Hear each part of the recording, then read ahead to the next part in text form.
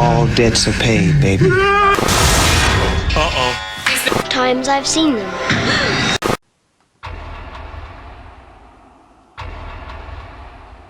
The death farm. He had always had to struggle against his boundless urge to kill, to see spurting blood. He could kill animals, yes, but it wasn't the same. It couldn't give you that sublime thrill that taking the life of another human being could. And then one day he came across the nursery rhyme. Now his destiny would be fulfilled. I'm a bad boy! Dog of murders. To kill a dwarf. It's the dwarf's curse. Oh, sorry, Vincenzo's curse. She said something about a dwarf who killed some people a long time ago. Who was in charge of the case then? Ulysses Moretti.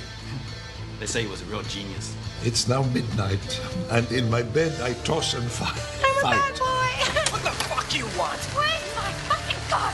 Where's my fucking gun? This is how my war began with the beasts across the land. Oh, don't worry. We're better off without him. He's crazy. Good riddance. Oh, not on broccoli. Oh, not on cauliflower. Morning at 6. Now the long swan's neck he'll fix. When he cuts it from her head, he knows that his last foe is dead. At break of day, the farmer in his bed now lay, with all his weapons in a heap. Now he can finally go to sleep.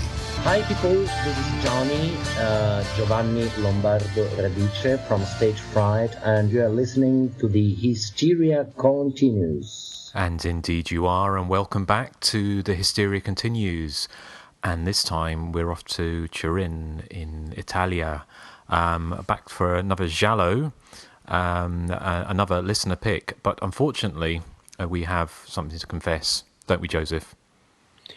Yes, we don't know who picked this. There was a snafu on my part, so my bad. If you will write in and tell us who picked this, we will give you a shout out on the next episode. Yes, sorry. Joseph's a bad boy. I am. So, apologies for that. But this time we are covering Dario Argento's often said return to form with his 2001 giallo Sleepless, aka Non Ho Sono, as it was released in Italy. So we're going to be talking about that a little bit later. But before we do, introduce you in time-honoured fashion to our fellow black-gloved assassins.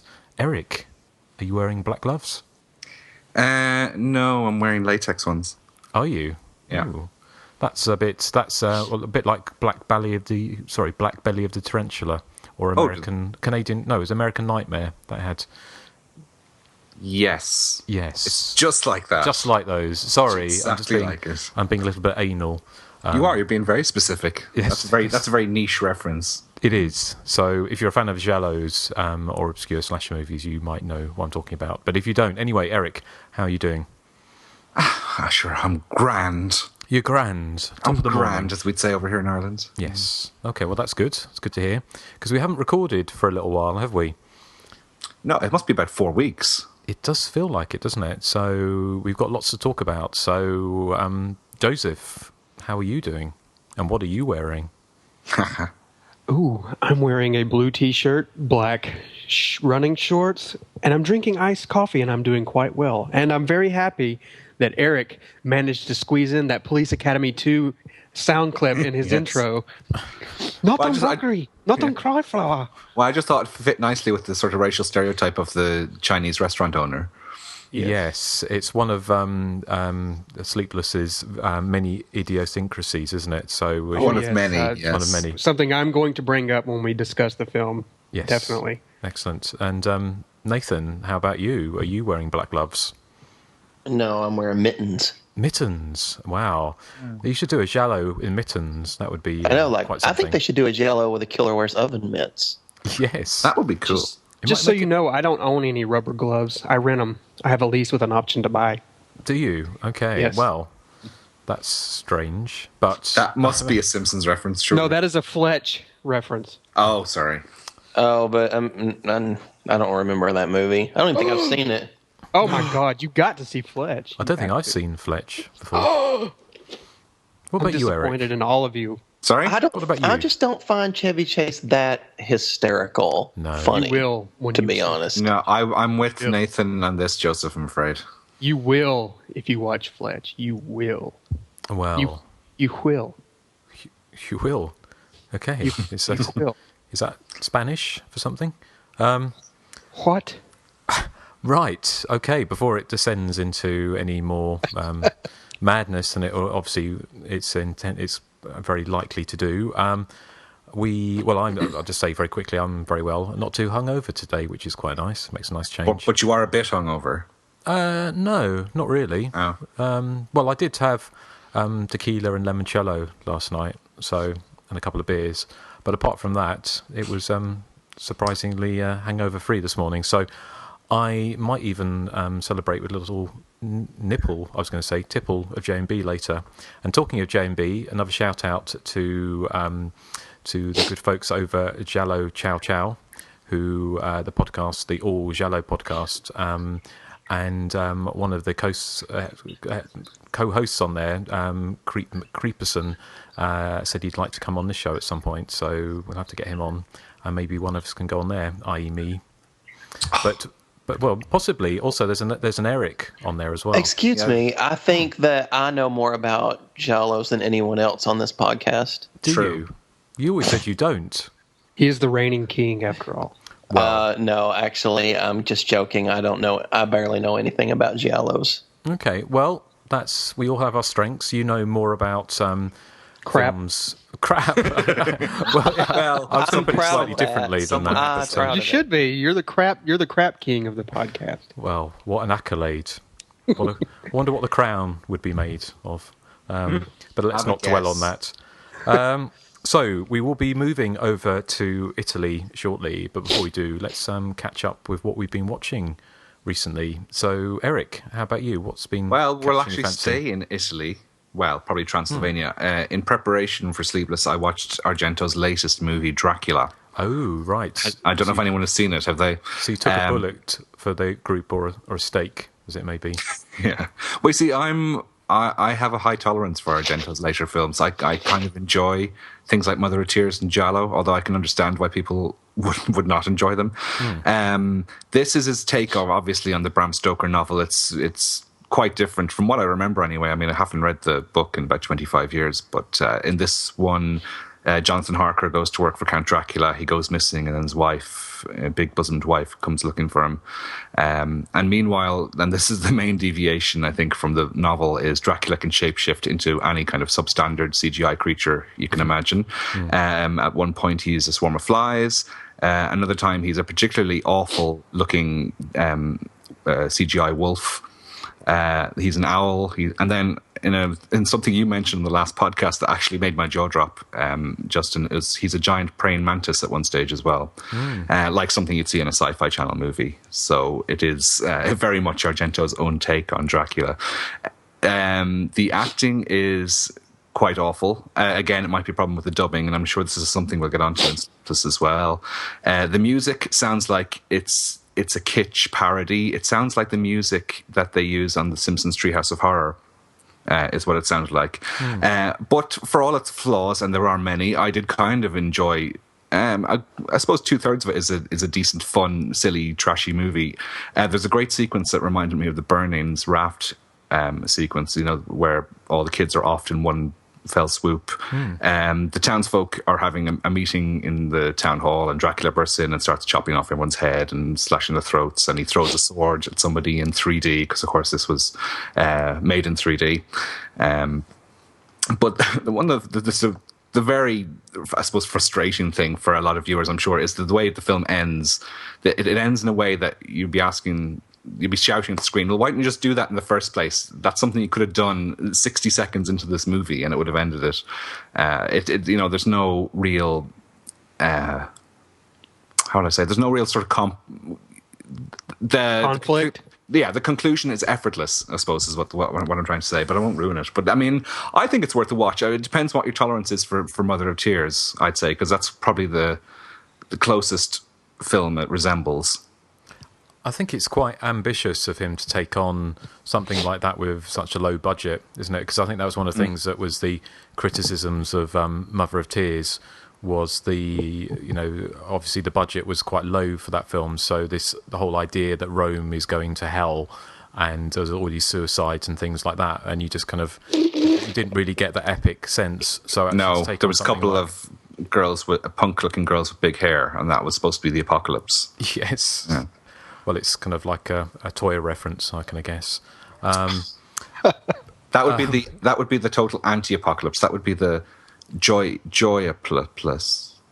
Joy-apocalypse? Joy-apocalypse. Yeah. Okay. Right. Well, let's all hope that day never comes. Yes. But I haven't seen Dracula. I'm not in any great rush to, although I do have it's a bit like, if you drive past an accident, you can't help like seeking a glance. It's a little bit like that. That's kind of what I was like as well. I think you'd get some enjoyment out of it. I'm sure I would. I still haven't watched Giallo yet. It's the Adrian Brody thing with him with a false nose, which I found hilarious. But as if he needs one. Yes, exactly. Very bizarre. But I have to watch it. I mean, I think we'll talk about Dario Argento later, but I was reading up on some stuff. I've got a couple of books on him, and to him talking about Sleepless, and basically he says he doesn't give a fuck what people think about his later films. They're the films he wants to make, apparently. But yeah, interesting. I take it, Joseph and Nathan, you haven't had the pleasure. No, I've not seen Dracula. I have seen Giallo, which is pretty awful, and I have seen Mother of Tears, which is not really awful, but just not very memorable. But no, I've not seen Dracula yet. I have not seen any recent Argento movie. Sleepless is probably the most recent of his movies that I've seen. Okay, all right. Well, fair enough.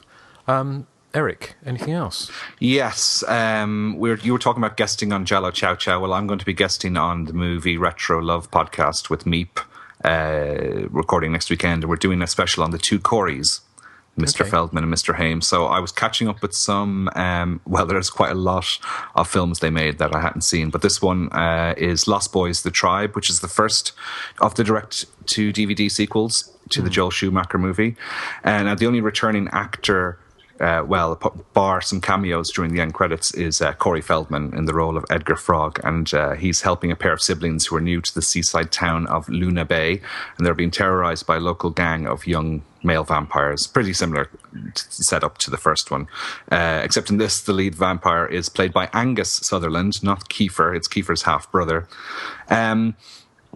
It's quite well made. I mean, it had a decent budget behind it, but it's also incredibly bland, incredibly generic. It's certainly not awful. It doesn't have the sense of fun of the original. There's humor there, but it's not really terribly amusing. There's a great gore gag in the pre-credits sequence involving Tom Savini, but that's about as exciting as the film gets, I'm afraid. And Corey Feldman is doing a very strange voice in this one. He's sort of deepening his voice to make it sound really gruff, like Tom Waits or something like that. Christian Bale in Batman. Exactly, it's like Christian Bale in Batman, and it doesn't work. It doesn't work at all. Eric, isn't Jameson Newlander back as Alan Frog? He is. He's only in a cameo during the end credits along with Corey Haim. Oh, okay. I think in the third one he has a bigger role. I haven't watched the third one yet. I bought the box set of the 3 movies on Blu-ray. I got it quite cheap, and I can see what... Actually, the first one has tons of extras on it, so it was worth the price alone. 2 and 3, I wouldn't even recommend a rental, probably, because they're just quite dull. Well, part 2, I haven't watched the third one yet. Sorry, the second one is just dull. Lost Boys, The Tribe. Have you seen it, Joseph? I saw bits and pieces of the first sequel, but I think it was on Sci-Fi, and I was like flipping channels, and it couldn't really grab my attention. And I'm not a huge fan of the first Lost Boys. I think I like some of the performances, but it's so heavy-handed, like with all the metaphors. Like, if your best friends jumped off a bridge, would you as well? I don't know. I'm just not a Lost Boys fan. Yes, I would jump off a bridge if my friends did, because I'm easily led. Yeah, I figured as much. Yeah. Yes. Okay. Well, I've not seen any of them. To be honest, I haven't got any great desire to. I never got caught up with the whole Corey thing. I think I was a bit too old for it. I think Corey Haim's best movie is Fast Getaway. Nathan will agree. Yes, I will agree. I watched that one this week as well. It's actually the first time ever I've seen a Cynthia Rothrock movie. I remember. I remember I her love being. Fast Getaway. I remember her being on every video cover back in the late 80s, early 90s. Yeah. Their fight at the end is so over the top and ridiculous. is. I love it. Excellent. Okay. But I mean, I don't want to preempt what I'm going to be talking about on Meep's podcast, but if you really want to see a jaw-droppingly bad Corey's movie, you should check them both out in an erotic thriller. Yes, you heard it right, erotic thriller starring the two Coreys called Blown Away. You get to see both. Nicole Eggert? Yes, you get to see. Yes, I've seen it. You get to see both of their buttocks, and you get to see Corey Feldman's sex face. Sex face? Yep. Ooh. And that's something that, I mean, I was very uncomfortable watching it, I have to say, although it did have a killer line where Corey Haim says, Wes and his amazing penis. Right. Well, you're not selling it, but we shall look forward to the podcast. Yes. But anything else, Erik? Well, yeah, it's basically all Corey's movies I've been watching. I watched, actually, speaking of Dracula 3D, I watched Dracula Prince of Darkness, which my brother bought for me for my birthday. Okay. Yeah. I've never owned a Hammer film, actually, before. I remember really liking them when I was young, because they were kind of an easy entry level into horror. But then as I got older, I found them a bit too quaint, and I didn't like them. But now I'm reverting back and quite liking them again. And this is, I can't remember which, it's probably about the third Christopher Lee Dracula movie. It's 1966. Yeah, I'm slowly getting back into Hammer movies again. Excellent. Yeah. Okay. Well, there's a lot of them coming out on Blu-ray, isn't there? Yeah. So I think when they played on when you probably saw them, like I did when I was a kid, on sort of late night double bills, they were kind of sort of didn't look particularly fantastic, but yeah, good stuff. Okay. Well, thank you, Erik. Joseph, how about you? Yeah, I've watched a couple of things. I watched a movie called The Night Before Easter, and it's just terrible. I've heard it's good. It's I've awful. heard really bad things. I've heard Do not watch it. There's a really sexy newsreader in it, isn't there not? Yes, there is. Yeah, thought so. No, I did watch it without sound. Well, it's got sound, but it's not mastered, and it has no music yet. Just to kind of get a feel of it, and I'm not really going to talk about it, but yeah, I finally watched it. But you could talk about it. I mean, well, you could say if you're satisfied so far. Yeah, I think I posted on Facebook and on the forums that we had basically like a $3,000 to $4,000 budget, which we mostly spent on equipment. But I think with our limited resources, we actually made a pretty decent little movie. I mean, there's some shortcomings, and our next movies will be better. But I'm really satisfied with the end product, and I really hope everyone enjoys it. Are you going to have a premiere? Yeah, I mean, I haven't really got that far yet, but we're still doing the sound on it. But yeah, I'll figure something out. Okay. Well, I mean, sure, we'll all be looking forward to it. And you're going to be doing a trailer when like a full-length trailer?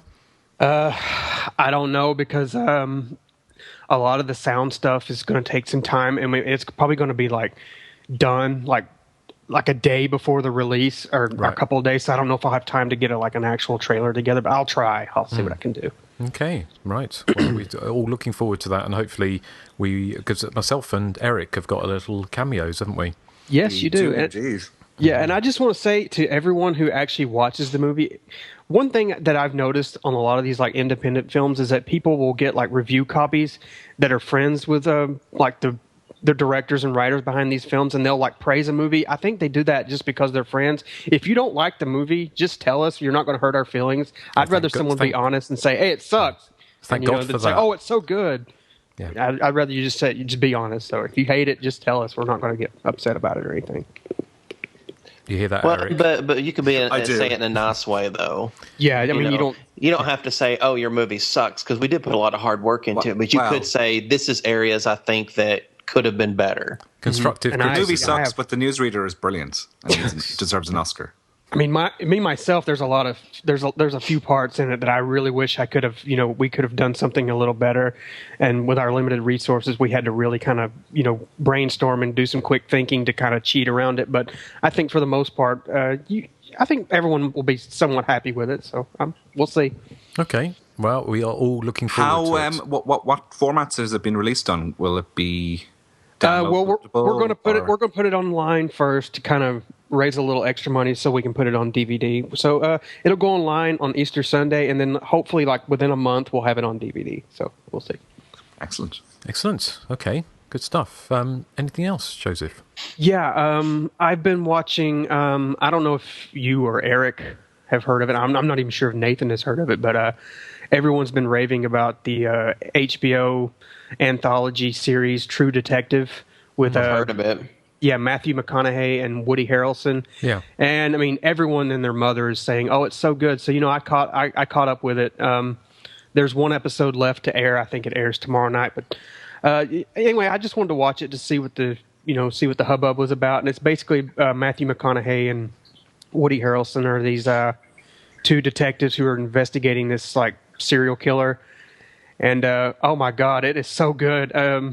The acting is just phenomenal. I mean, these guys. I've never really been a big fan of Matthew McConaughey, but he's so good in this, and so is Woody Harrelson. And the atmosphere is just so brooding and kind of Southern Gothic. And I love the cinematography. There's one instance in I think the 4th episode where they do a continuous shot for the last 15 minutes of the episode that is just out of this world brilliant, and it really is as good as everyone is saying. And I think what they're trying to do is like a cop show anthology of how American Horror Story is a different story every season with different actors. I think that's what they're doing with this. But this first season, the first 7 episodes I've seen have just been so good, and it really is as good as everyone says. So if you haven't seen that, it's something to really look into. Okay. No, it sounds good. I know Leslie Donaldson's been raving about it, hasn't she? Oh, yeah, she has. Yes. And if Leslie says something's good, you take notice. Mm-hmm. So, yeah, okay, well, to look out for that. Anything else? No, that's pretty much it. I've just been mainly spending a lot of time editing, so I haven't really got to watch a whole lot of stuff, but that's it. Okay, no, fair enough. Nathan, how about you? Last night, I watched Silence of the Lambs. Okay. I mean, of course, I've seen it before, of course. And I don't know, the movie always holds up for me. I've always loved that movie. Every time I watch it, I'm totally into it. I just think that there's just so many things I notice, that you don't notice the first time around.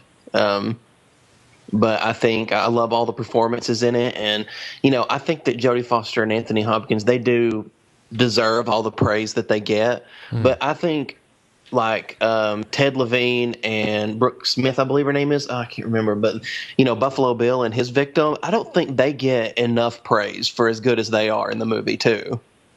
I think that they are really good, but they're kind of overshadowed by the dynamic between Clarice and Lecter. I haven't seen it for a while. I saw it at cinema. I remember seeing it at cinema. But is it just leading on from that? Has anyone watched the Hannibal? I watched. Oh, you're talking about the TV show? Yeah. Oh no, I haven't watched the TV show. No, I haven't either. But I'm sorry to interrupt here, but now that you're talking about TV shows, I did watch one more thing. Is the Bates Motel, the first season that they aired? It's based on Psycho. Just real quickly, I just want to say it's okay. It spends too much time on soapy kind of high school teen angst drama, and it's kind of all over the place. But the woman playing Norma Bates, Norman Bates' mother, she's really good in it. So if you do watch it, it's good for that reason alone. But otherwise, I think it's kind of a little overrated. That's isn't that Vera Farmiga? Yeah, she's really good in it, and she's like a really strange character, and I like her in it. But other than that, it's just so far. Okay, right. Well, Nathan, is there anything else? Or? That's it. That's it. Oh, okay. Right. Well, I'll just run through a few things I've seen. I've like Erik, I've had a few Blu-rays I got from the States. Scream Factory keep on knocking it out of the park, really. Don't know with their releases. So I picked up a couple. The Howling, I got relatively cheap. I know it's been out for a while. The Joe Dante 1981 werewolf movie, which is obviously, it was kind of like the one of the two biggies from 1981 with American Werewolf in London and The Howling. And I've always loved this movie, so I was, was really pleased to pick up on Blu-ray, and it's always as good as I remember. It's a really fun movie. The only irony, which we've talked about loads of times before, so I'm not going to dwell on it, is the fact is when you get into high definition, sometimes special effects don't look quite as good. Yes, I have that problem with the movie we made, actually, but I know what you mean. Okay, but it's ironic, isn't it? Because you watch something on a blurry VHS, it looks more real, doesn't it? Because you can't see the rough edges or the kind of the latex. But it's great. It's a great film. It's still really funny. It's still really witty, and it's got some scary bits in it. So it's kind of the way to make just like an American Werewolf in London. Actually, it's got that kind of it's a different, slightly more zany take on that whole thing. But it's that good balance between real horror and scares and humour. Although I would say kind of American Werewolf in London is probably scarier. Genuinely, but yeah, it's a good fun film. Is that one you picked up, Erik, on Blu-ray? Yes, I got that one for quite cheap as well. I'm not mad on werewolf movies, but those two I do genuinely like, Howling and American Werewolf in London. I suppose it's because the humour they mix in makes them kind of fun. I love I don't love, but I really appreciate Joe Dante's movies. I think he's quite consistent. And like I was watching Gremlins actually as part of my Corey-a-thon. A film I hadn't seen since seeing it in the cinema in 1984, which makes me feel very old. But yeah, I think Joe Dante is a great director. Yeah. How much prep time did you get to watch all these movies? Wow. I have about a month and a half. Okay, because I was about to say, like, this, going through their entire catalog, that's going to be a lot. No, I can't do that. But a lot of them are on YouTube. So I have a dual screen at work. So what I tend to do is have a Corey movie on one screen and do my work on the other, and sort of. I'm getting through some of the lesser known ones that way. Erik, there's not enough time in the day to be.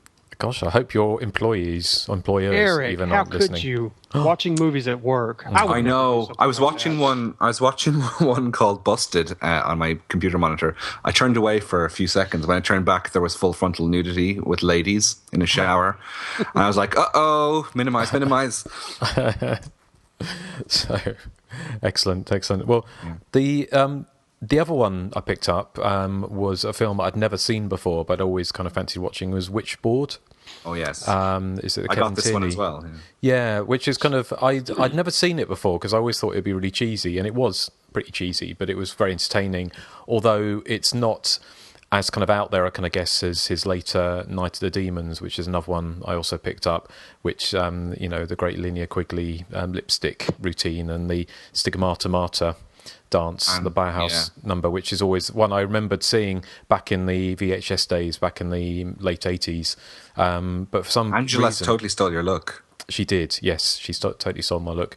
But with Witchboard, I don't know if it came out on video in the UK. I just don't remember really knowing about it back then. I think it must have, because I'd seen it before. Right. I can't remember exactly where, but it must have been on VHS. Yeah. I mean, I enjoyed it. I thought it was good fun. I didn't think it just wasn't... It was kind of... It was that fun 80s horror, but it was quite lightweight as well in some ways. It wasn't particularly scary, and bar a few gore effects, it wasn't particularly gory either, but it was very entertaining. It was very entertaining, although I can always tell, because my tolerance for certain types of films is quite I'm quite high. I mean, God knows the next movie I'm about to talk about. Then, this looks like Psycho or some Halloween in comparison, the Carpenter's Halloween, but. It just wasn't. The person I was watching with just kind of lost interest after about half an hour, whereas I was entertained all the way through. And did I can't ask for more than that. Did Tawny Kitane's hair not entertain you for the full 90 minutes? No. Well, it was. Her hair was amazing, and also, I mean, I watched the extras, and she takes everything with good humour. Apart from, it's quite interesting. She talks about the nudity, the shower scene, which is quite gratuitous, and she was sort of saying why she hated doing it, but obviously it was in the contract, and they were kind of her mouth just is big in the film, but it's just got bigger and bigger.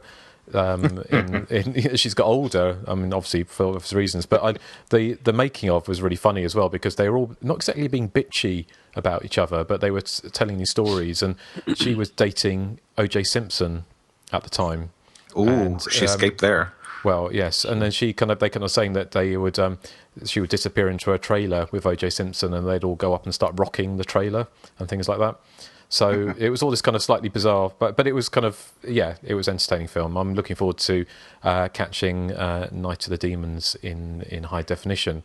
But the antithesis of high definition is the next film, which I was forced to watch because I was the only one who hadn't seen it, and that is 1981. Because as you know, I think 1981 is probably the apex of horror movies in the slasher sphere anyway.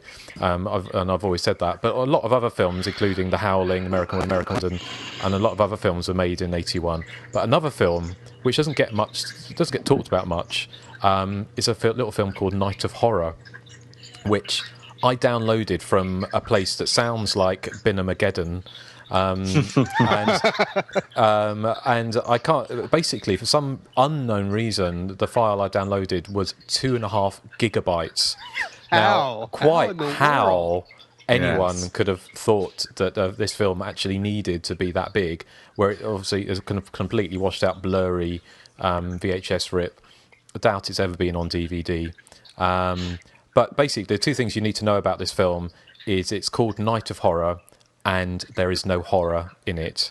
It is a story, I say story in the loosest possible sense, about an ex-rock star who talks at a bar with his friends, ends going on a road trip with a woman who's a bit weird and psychic, who meets a ghost with asthma, who talks to her for about half an hour about finding the skull of his captain, and they find it, and then they go home, and that's pretty much it, isn't it? Well, you're forgetting one of the most important parts of the film, and that is the best actor, the piece of black tape that's on the screen for like 20, 30 minutes. No, the camper van is the best actor because it gets more screen time than anyone. It was kind of basically one of those films that you kind of like, it approaches art, doesn't it? You can imagine it being an installation in an art gallery. Yeah. And people would just be like, is this some experimental film? Because it's trying to be a horror movie, but it's just kind of like great. They've got they basically filmed one of those, those kind of recreations of the Civil War, where, people go out and dress up as soldiers and like recreate the kind of battle scenes. And they just film that, and it goes on for about 15 minutes of just filming this, people running around pretending to stab each other and shoot each other. And you're just thinking, why? It's a 77-minute movie. Surely you can't need padding. But this film is all padding, and it's all filler, isn't it? I've never seen a film that's all filler. All 77 minutes of it was filler. But it's more patience testing than Savage Water, and that's. Oh yes. Yeah. Well, it's kind of like when the camera pans out. Well, doesn't it pan actually? They drive across a bridge, and they point the camera out the window at the river, and they leave it on the river as it across the whole bridge for 5 minutes, and don't do anything else apart from show the water and little islands going past. And that sort of theme music that plays all the way through the movie. Oh, so bizarre. I did there were some things that made me chuckle. Where, like when he's looking out and he said, "Oh, she's got she's wearing this kind of horrendous Laura Ashley floppy hat." This woman, and the guy, he's got a porn moustache, who's supposed to be this rocker, LA rocker. He's just saying how beautiful she looks, and she looks, well, not exactly beautiful in the dappled sunlight, but it was It was, and that huge kind of that ghost dressed as a Confederate soldier. I think it's Confederate. It sounds like he's having an asthma attack, and gives this kind of whole monologue that goes on literally for 15 minutes, doesn't it? While they just sit around the campfire, just looking at him, going glassy-eyed, like I was as well. But this was the epitome of one of those films where you can't help but reach for your phone or your iPad and start checking things. Yes. Anything. Or a revolver. Or a revolver, exactly. It's my go-to film. If anybody says, I had somebody once, not too long ago, was talking about Texas Chainsaw: The Next Generation and how it's the worst movie ever made. And I'm like, no. I've seen the worst movie ever made. Yes. It is the worst movie ever made. I did see that Don Dola was involved with it. Really? Yeah. Do you know, he did what is it? Thingy Beast, Night Beast, and he did Dead Hunt. He was on Dead Hunt. The Remy. One Remy worked on. Okay. Well, he was something to do with it. I don't know if they thanked him or he did the catering or something, or he drove by within 5 miles. Maybe he stuck a piece of tape on the lens. But it was so bizarre. It was so bizarre because it wasn't. Why on earth give it a title like Night of Horror? Because it wasn't. It was kind of Night of Mild Befuddlement, wasn't it? Really. I like that title. That's good. Well, and when they find the skull, I think it was the woman who the main character thinks is so beautiful. They say something about her being the reincarnation or something of that skull's wife, and I think he says something about looking at the skull and feeling jealous because he had the woman first. So the main character's jealous of a skull. My favorite is the whole scene in the bar where they, rather than focus on the actors' faces while they're talking, they focus on their backs. The whole scene. I like with the skull because they use the skull. You can tell it's not a real skull, but it's one of those anatomical ones because the top of the skull's been cut off. When they have it on hinges, so you can open it up. Was somebody fallen off? Oh, my phone slid. It sounds like somebody's in the loo as well. No. Oh, that's my bad. I'm next to the fish tank. Okay. Oh, you be careful because in slasher movies that always ends badly. I know, well, my head couldn't fit in this fish tank. It's small. Oh, that's a very sure it's a tank. Like a 30-gallon tank. What kind of tank is smaller than someone's head? It's like a little beta fish tank. Okay. I'll pretend. Okay. Well, anyway, this has all gone off on tangent. But Erik, what did you think of Night of Horror? Did you rewatch it? Well, rewatch is probably a bit strong. I did put it on this morning. I said I'll watch it in sympathy with Justin because I do remember sort of being quite aghast at how awful it was when I saw it first. Well, let's just say when it got to the stage where they were doing the reenactment, I hit the fast forward button. I said life's too short. But I mean, I do like that girl's glasses. The glasses were good. The glasses were good. Yes. But yes.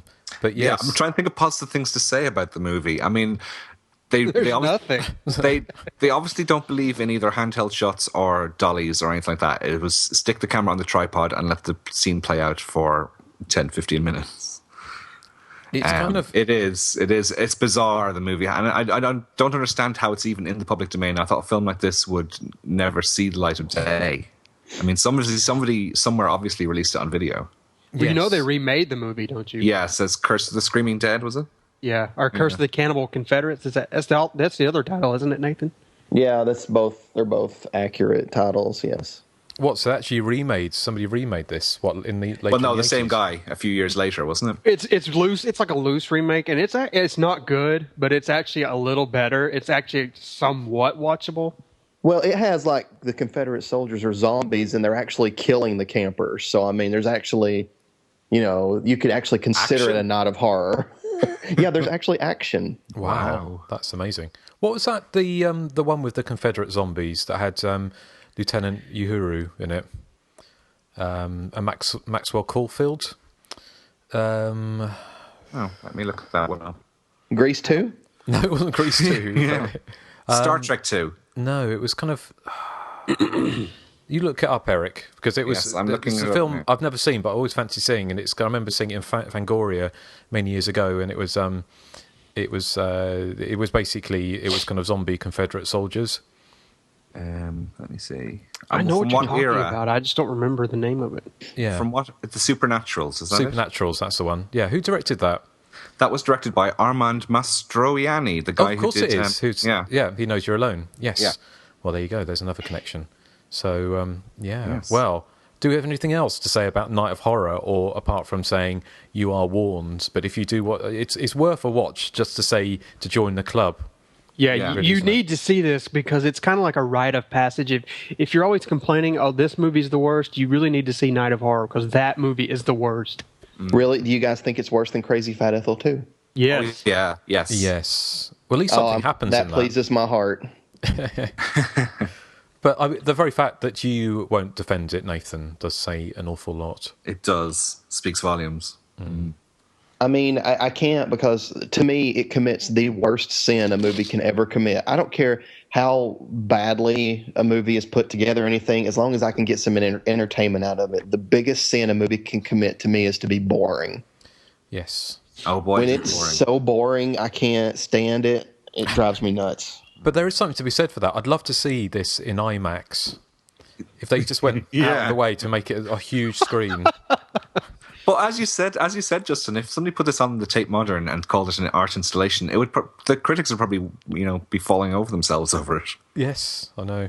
It seems like it's a short. Somebody made a short film, and then just it's like that old Little Britain sketch, isn't it, with Barbara Cartland? Yeah, and she's trying to write a book and she can't. She says, "How many words have I got left to do?" And she said 10,000. So she just says, "I'm going down a mountainside on the skis, going wee." Yeah. So dragging stuff out as long as possible. But okay, well, from Night of Horror to Sleepless, which is another nice little segue there, I think. It is. Erik, you're gonna. I was going to say pull us off. I mean, pull us in. I'll pull you all off if you want as well. It'll cost you though. After this, we couldn't find a trailer, could you? I couldn't find an English language trailer. I could find a trailer in Italian. So I just. Oh, what are you doing? The iced coffee, is it? Yeah, it's gone. I'm sad. He's sucking on something. Okay, well. Yeah, so I've just chosen a bit of dialogue from the middle of the movie that kind of sets up what the plot is about. And here that is. So, gentlemen, what's up with the famous dwarf? The dwarf is dead. But someone has brought him back to life. Is that what you mean, Fausto? Or it's his ghost. Oh, come on, what ghost? What on earth are you talking about? Before your time, sweetheart. You were only 3 years old. I don't think the dwarf is dead. It wasn't his body they found. It was someone else's, maybe even some poor kid's. If you ask me, he's just been laying low, keeping very quiet, until now. Quit calling him the dwarf. He had a name, Vincenzo de Fabrizi's. If it comes to that, he had a nom de plume as well. John Mackenzie. Good memory. Yes. Well, I still have a couple of his books around somewhere. Fausto, do we really have to talk about this? Why not? It's part of our past. There were a lot of other awful things happening to animals around that time. Just before the murders began. Cats drowned, dogs burnt. Sometimes we did things like that too. Yeah, but we were just naughty kids. You weren't a kid anymore. You were almost 18. Okay, but you were right behind me. You all were. You too, Gloria. No, never. Come on, guys. Take it easy. It's the dwarf's curse. Oh, sorry, Vincenzo's curse. We used to play dirty tricks on him, make fun of him, trying to touch his hump. One day he got really pissed off. You bastards! I put a curse on you. You're all going to be tormented for the rest of your lives by me or by one of your own dead. What a funny little chap he was.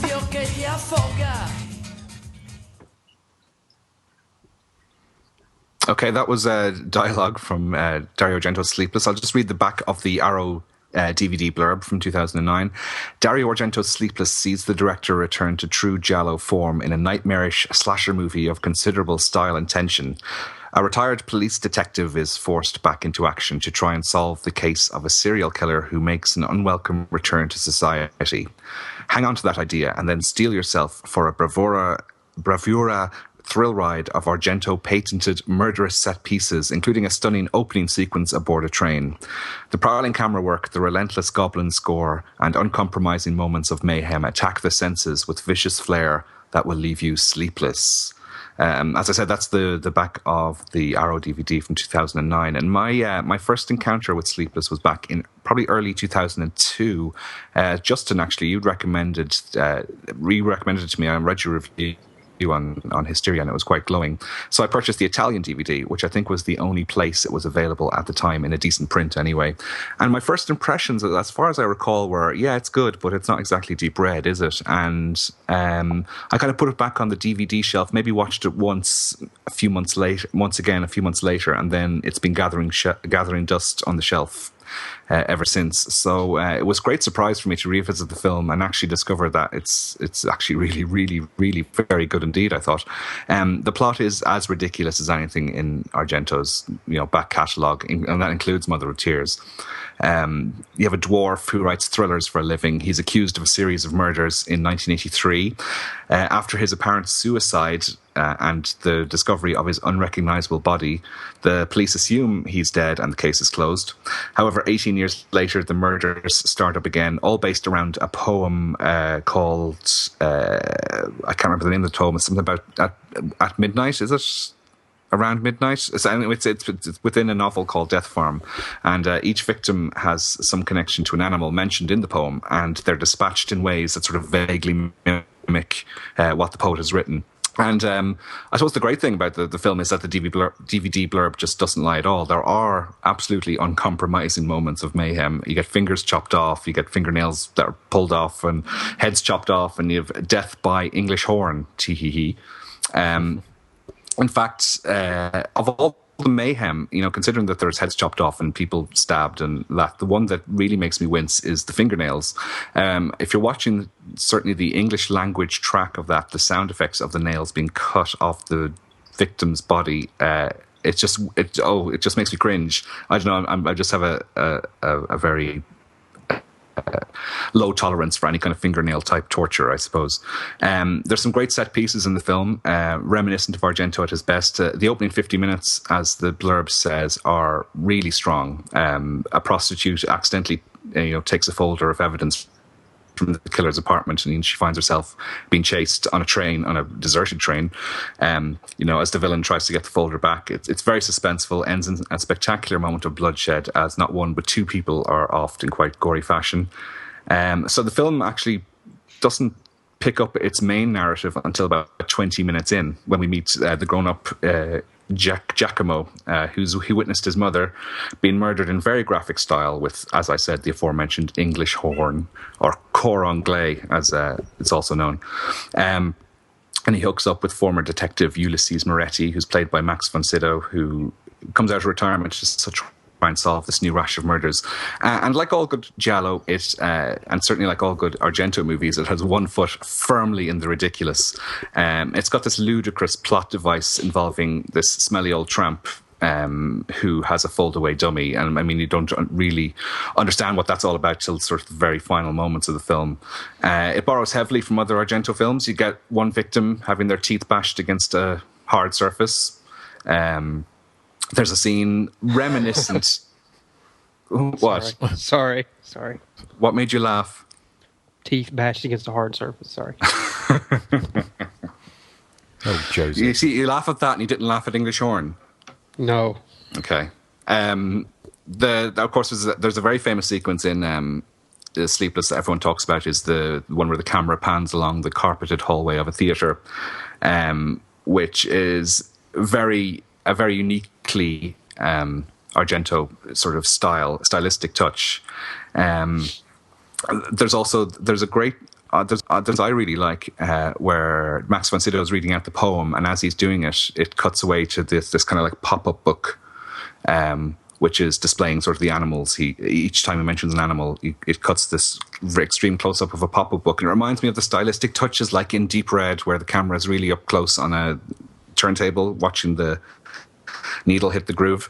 The film also, speaking of turntables and music, Goblin are back together to do the score for the movie, and I think that really, really helps it. They were sorely missed in some of the previous ones, and I mean, Sleepless comes between probably his two of his most poorly reviewed movies, Phantom of the Opera and The Card Player, neither of which I think are awful, and they're certainly not Night of Horror style awful. And I mean, his output since Opera, which many people consider his last good movie, I liked Two Evil Eyes, I like Trauma, I think Stendhal Syndrome has moments, but they are noticeable drops in quality. But I think that Sleepless is definitely on a par with Opera, and possibly even Tenebrae, which is a film I think is slightly overrated, even though I do like it.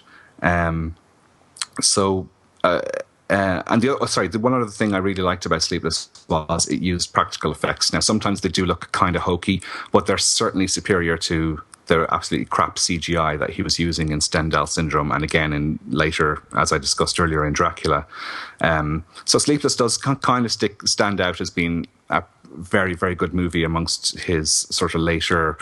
I wouldn't say for me they're not mediocre. I mean, they're decent enough, but they're certainly not on the level of his earlier work. And Sleepless, I think, stands out as being of the caliber of something like Tenebrae or Opera. And speaking of people having English horns shoved in their mouth, Justin. Oh, Erik. Have you ever had an English horn shoved into your mouth? I've blown a few, yes. Have you? Yeah. Yeah. I'd say you're very good. Yes, I can keep a tune. I can hold a tune. Yeah. What did you think of Sleepless? I know that when you reviewed it in 2001 or 2002, that you liked it quite a lot. Has your thoughts changed? Well, yes and no, really. I think I reread my review actually just quickly while you were talking, just to have a quick look over it, and I was kind of quite glowing with excitement. And I think back then the rot hadn't really set in with Argento. That I think there was always the hope that he would come back and be the great, Italian saviour of the horror movie, or the giallo. And I think with this, it was that idea. And watching it back then, I think I was kind of caught up with the excitement. Having said that, rewatching it this time, I enjoyed it a hell of a lot. I mean, I think it's a really, really entertaining movie. Sometimes not for the reasons that perhaps it's intended, but actually watching it this time, I couldn't shake the feeling that the whole thing was a pastiche of giallo, and Argento was making a joke. The whole film was a joke. Not to downplay it at all, but there was so much in there that was so over the top. It was kind of, I couldn't help shake that feeling that Argento knew that he was basically laughing, making fun of himself and his heritage, because the film was made in 2000, and it was 20 years not to the day, but almost from when A Bird with a Crystal Plumage came out. And there's something called the 20-year rule, where things that were popular 20 years ago tend to be rediscovered by a new generation and seen as kind of cool or whatever. And you kind of see that in the 90s, the 70s got a comeback in the... That was 30 years. I don't mean to argue your point. Oh, sorry. Yeah. Okay. Well, in that case... It's been 20 years since Inferno. Oh, yes. No, you're right. You are right. Well, ignore the 20-year rule, but maybe it's a 30th anniversary then, which kind of doesn't quite have the same...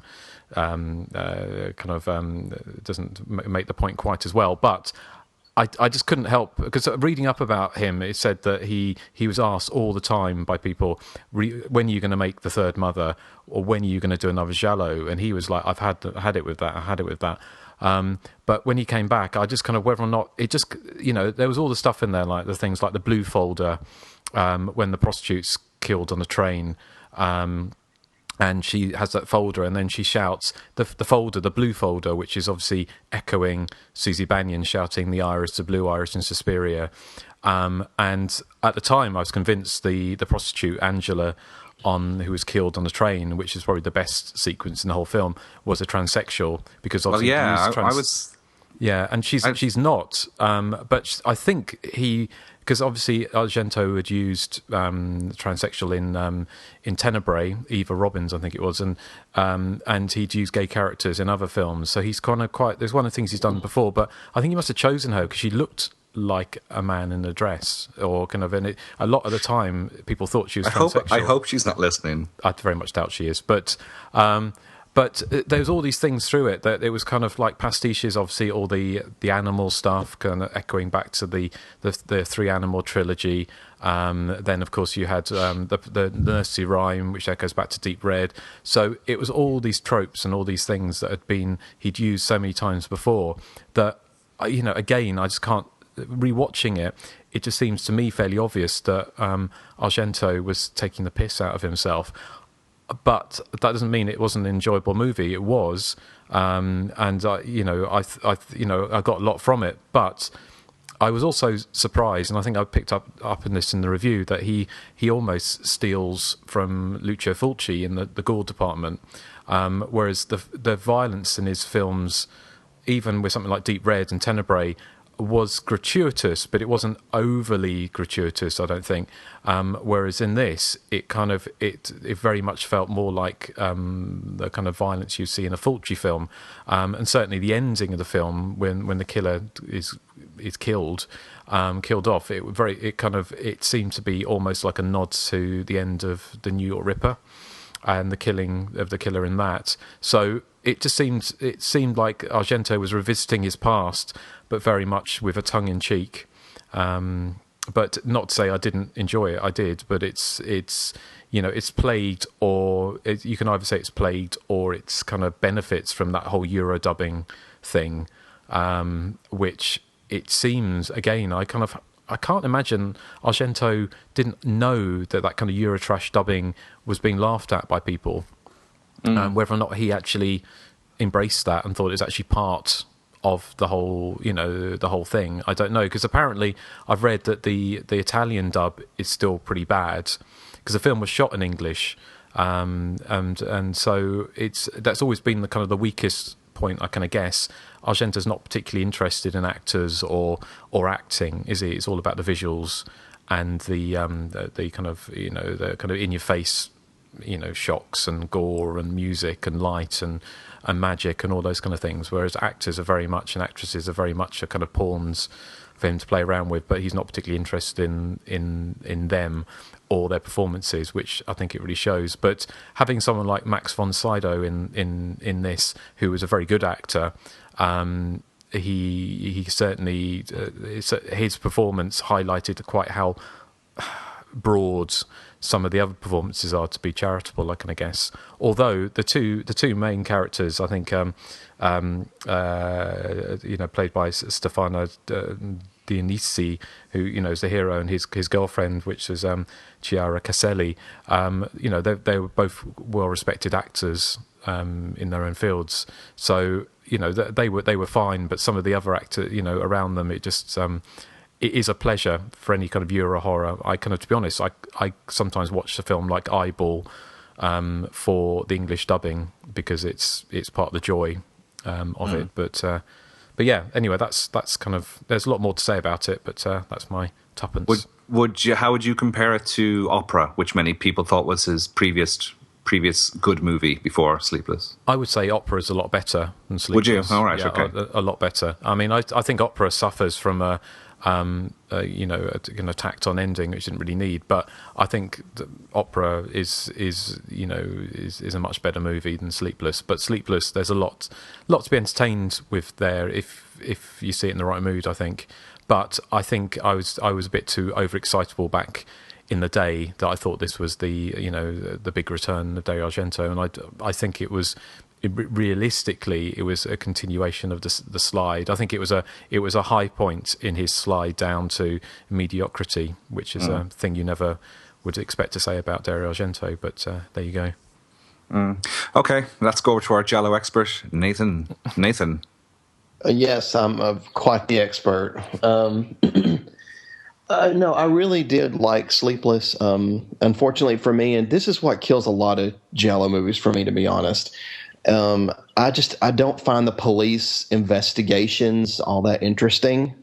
So like any Giallo movie, when it gets to the police investigating the crimes, it's just it drags for me. Like, I don't know, I'm just not interested in how the cops are going to figure out who it is. Not really. I'd much rather have somebody rip the mask off at the end and be like, it's you. But no, I'm with you. I'm with you on that. I mean, I find the cop things slow things down in Giallos generally as well. I was also really disappointed with the fate of Max von Sydow's character. I mean, I don't Spoiler know. alert. Well, yeah, but we spoil everything. So well, I know. Yeah, people surely they know that. Yeah. But anyway, I was disappointed with how what happened to him. To be honest, I just thought it was kind of lame. I guess. But ultimately, I did love the first 20 minutes are very tense and incredible, because for a few reasons. One, I mean, the train sequence is awesome. But one thing I love that Argento did is, the prostitute on the train, she calls her friend, and her friend shows up after, the opening murder, and, she gets the folder and everything. And I was like, okay, I'm thinking this is going to be our main character, but instead, like, immediately she gets killed right after that as well. So I thought it was neat, because it was kind of a double whammy, I guess. It tricked me, because I did think that the second girl was going to be our main character, and apparently she wasn't. Like Erik, the fingernail scene is probably the worst for me in the whole movie. I can't stand like fingernail, anything fingernail related either. And the killer, and one thing I like about Giallos, to be honest, is that the killer in Giallo movies, they're usually very brutal. Like they kill people in really, really painful, brutal ways. Like, the one when he slammed the one's face against the wall and knocked all the teeth out. Teeth stuff bothers me as well. Yeah. So yeah, I thought that was really good. I see really good touches here, and I am an Argento fan. I love his older stuff, and Opera is my favorite Argento movie of all time. I think that movie is incredible. So I guess I'm kind of on the fence with Sleepless in that I liked it, but it just doesn't hold up, compared to his other work. A good movie though. It's worth a watch, no doubt. Especially for the opening scenes, which to me are the best scenes in the whole movie. So I give it a recommendation. Yeah, he does that same trick in Inferno with introducing. Oh yeah, you're right. He introduce sort of two characters at the start, and you think, okay, these are your main characters, and then no, they're not. Yeah, and I like that. Yeah, Joseph, if you're still with us, even though you've run out of coffee.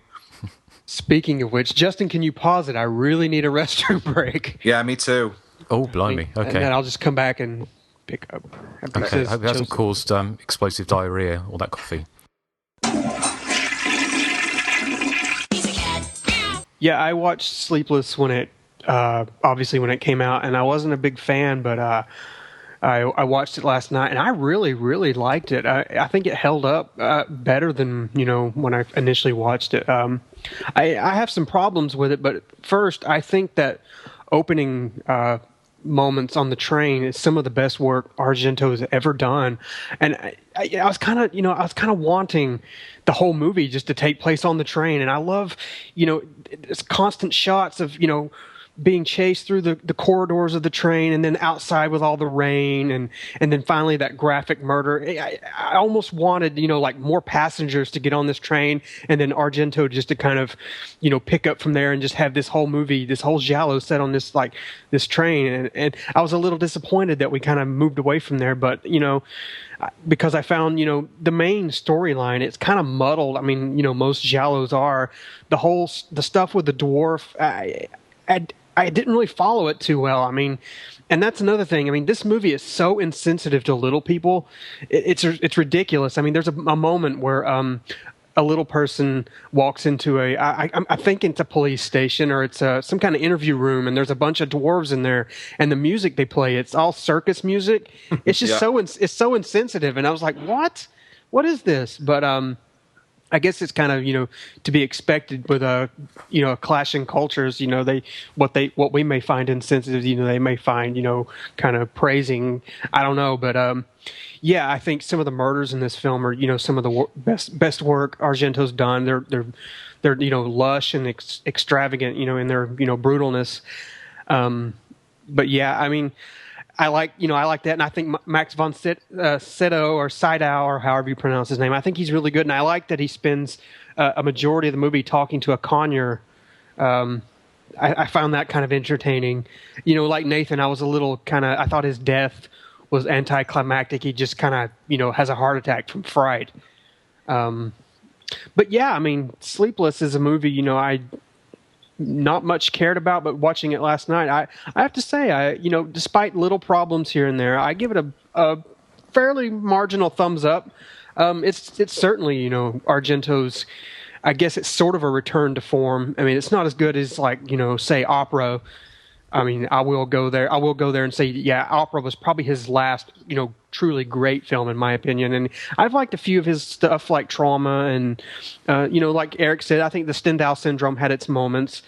And I think Sleepless is sort of a return to form in his atypical giallo output. It's not quite as good, and I don't think anything really will be. But yeah, I was surprised at how well I actually enjoyed it last night. Now, one thing I do want to say is that, like a lot of giallo, I think the running time was a little too long. This is almost 2 hours long, and And I think it's the police investigations, like Nathan said. I think those just pad out, and I think that is a giallo. It's crime. It's cops investigating something, and giallo is like a yellow for crime novels that they're based on. So I guess they kind of need that element. But I'm with Nathan. I think I could do without the police investigations and just kind of focused on these these extravagant murders and these these tense chase scenes, like on the one on the train, which was phenomenal. But yeah, overall, thumbs up for Sleepless. Yeah, I do agree. The police procedural that runs throughout the film is kind of unnecessary. I mean, their only real main function to the narrative is to come along and, spoiler alert, blow the killer's head off with a shotgun. I mean, they could easily have been dropped from the story, I thought. Well, it's got the whole Argento thing going on of the amateur detective, isn't it? Which is the main character. Max von Sydow is kind of becomes, although he was the detective that was in charge of the murders from 1983, he's essentially kind of got, he's very old and forgetful, but he actually gets a new lease of life, and he's essentially an amateur detective as well, isn't he? Yeah. So the police really, there isn't any function for them really, is there, apart from them to be background kind of muscle and to sort of turn up after the event at most of the time, isn't it? Yeah. They just turn up. They're the Jason Orange of the film. Yes. Or the Linda McCartney. I kind of got the impression that perhaps Argento was seeing himself almost as the Max von Sydow character, as being seen as an irrelevant in the modern age, and then getting a new lease of life by coming back and doing stuff. And it's also like mirroring what Argento did. He obviously had, once he started doing this and decided to actually return to the giallo, which he really didn't want to do, it seems like he actually did it with massive amounts of gusto, which, but one of the things I wanted to ask you, guys, what you thought the killer asked the prostitute to do that she got so upset by. What do you reckon that was? I was wondering that at the beginning. Yeah, but she soon changed her mind when he waves a bit of cash in her direction. I know. It was kind of like, "Ooh, you dirty pervert!" And he went and he waved some lira or whatever they are at her, and she went, "Oh, okay." So, well, they don't show you what she was asked to do, but my assumption was probably something involving bodily fluids. I'd say scat. Yeah. Yeah. Oh, would you? Oh, I don't know. Why? What were you thinking? Well, I was thinking maybe it's I don't know. Something anal or something. I don't know. I thought it was he was wanting her to untuck her penis for play. Very possibly. I did like the one bit of the film I thought was quite scary. Was the apart from the beginning sequence on the train, was the sequence with the dancer when at the disco or the club, the techno club, at the end of it when she's downstairs getting changed, and there's she keeps on hearing a cat meowing, and she gets freaked out, and then she kind of where she runs up the steps, and it's this kind of never-ending kind of almost labyrinth of steps outside the club, and then she gets killed by the killer at the top. But I thought that worked really, really well. That whole idea of there's something in the dark you can't see, and you just get that sudden fright, and you think you're going to run, and you're not out of danger yet. And I thought that was done really, really well. But it was, I'd be interested to see an Argento movie where they didn't do that kind of Eurodubbing, because I wonder, the people they get to do the Eurodubbing, they have these English accents or Irish accents or American accents, but I've never heard anyone actually speak like that in real life. So whether or not it's actually Italian dubbers, actors or actresses putting on a English or Irish accent or whatever, but I've never, they come out with the most ridiculous, and maybe it's actually just like a handful of actors and actresses who are just putting on different accents for different characters. I don't know, but when you watch a film, an Italian film, a non-horror or thriller, or even some thrillers, if you watch, say, kind of art house or sort of, comedies or whatever, Italian, relatively recent ones, if they're dubbed into English, they're never usually fantastic, but they're never at that level of comedy dubbing that you get in an Argento movie. Well, I thought the dubbing of Lorenzo, who it turns out to be the killer, yes, was particularly odd at times. I mean, some of his line delivery is very monotone. Well, it's kind of he plays it. Who's the really annoying child actor in the Fulci movies? Oh, we were just discussing them with a friend last night, Giovanni Frezza. Yes, and it's almost like Argento said, you could channel channel the annoying kid in the Fulci movies. I'm a bad boy. Yeah, but that was the idea, wasn't it, behind it? That he thought it was. Well, it was. When I was rewatching it, because the whole dwarf thing again is so ridiculous. It goes into fast, doesn't it? The idea of having a dwarf in a giallo movie, because Argento would never have put a dwarf in one of his earlier movies. That would have just been one step too far into the ridiculous. No, wait a minute. What about the one with Jennifer Connelly? The name escapes me right now. Phenomena. Yeah, isn't that a dwarf? There is a dwarf, but that was. But I'm talking about his early. I'm talking about the early '70s movies. Oh, okay, yeah. I mean, because when the time he got to Phenomena, he'd already gone into the fantastical, and it was already kind of in some ways parodying himself. I kind of think by that point. I mean, the giallo. This is the thing with the whole giallo, and this is we've spoken about this before. That all these new films like Amer and the Tears or whatever it is, the new French giallo films completely missed the point that the giallo were trashy, kind of page turners, pot boilers. They weren't intended to be high art. But I don't think Argento would have put a dwarf in Bird with the Crystal Plumage. I think he would have seen that might have been a step too far, but he did in this film, which is fair enough. But going back to the original point I was going to make was when I started to rewatch this, I thought I remembered who the killer was, and I was thinking maybe the reason they thought it was a dwarf was because it was the killer was a small child or a young boy. Why they may have thought it was a dwarf, but then you had the whole dwarf subplot as well, didn't you? Which is all very bizarre. I like the picture of the dwarf in front of the mountains as well. That was quite funny. But of course, the other thing was it was nice to see people like Rosella Falk, who was in a lot of gialli. She was in like Black Belly, the Tarantula, and Seven Blood-Stained Orchids, and Fifth Chord, and she died last year, I think. She was about 83 when she passed away, but she played the dwarf's mother. And the other one, the other face I recognised was the guy who played the killer's father, Gabriel Laria, who was Lavia. Sorry, yes, it's like labia. Like labia, yes. Sorry, I'll just get my tongue around that. Ew. No. But he was in Deep Red, and he played David Hemming's best friend in that, didn't he? Mm-hmm. So he was in Inferno as well. Yes, he was, wasn't he? He got a knife through the neck in Inferno. And he was in one of my favourite sweary possessed lady movies, Beyond the Door. He was, and also in that Zida, wasn't it? That Pupiavati film. I've never seen that. Is it good? I like it, but it's not. It got a really misleading American release. I think it's Revenge of the Dead with a zombie bursting out of a pavement. It's nothing. It's like an art house. It's a bit like it's got the same feeling, except it's weirder than House of the Lasting Windows or The Arcane Enchantress. All right. So, but it's good. I like it, but it's not at all. It's completely missold as a. It is a zombie movie, but not like an American zombie movie at all. Like Night of Horror?